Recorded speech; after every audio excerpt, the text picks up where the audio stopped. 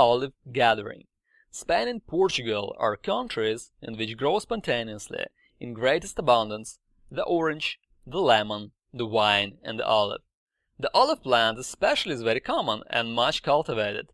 In this country, olives are used only at the tables of the rich, but in Spain and Portugal they are a common and necessary article of food amongst all classes. The shepherd takes nothing with him to the field but a little bread, a flask of wine, and a horn of olives. The carvetiero or carman carries with him only his wineskin, his loaf, and his olives, and laborer in the field and peasant in his cottage have often nothing more till nightfall. A failure in the olive crop would therefore be a serious calamity, and its cultivation is the chief object of solicitude to the Spanish and Portuguese farmer. All the olives are disagreeable to those unaccustomed to their flavor, yet with bread they form a nutritive and refreshing diet. The olive tree is extremely beautiful and at the same time singular in its appearance. Its trunk usually consists of a mass of decayed wood with young and graceful branches springing from its top and sides, clothed with dark green leaves. The green wood burns readily and together with the leaves emits a strong sparkling flame and apparently contains much oil. The oil extracted from the fruit is very pure. It is obtained in the following manner.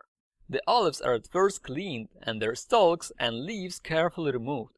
They are then thrown into a mill which crushes them into a paste. This paste is heated over a slow fire in appropriate vessels. The oil now rises to the top and is conveyed by conduits into other vessels, where all the impurities settle at the bottom and leave the good oil floating on the surface.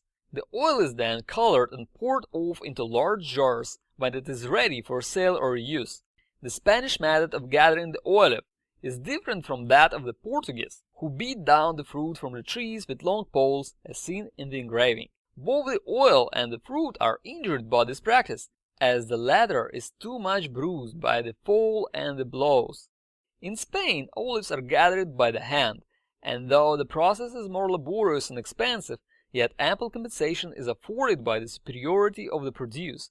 Olives intended to be used as food are either cut and soaked with herbs in salt and water, or else blackened and dried in the sun and afterwards put into jars with oil, salt, pepper, and other spices. When eaten, they are invariably flavored with oil and vinegar.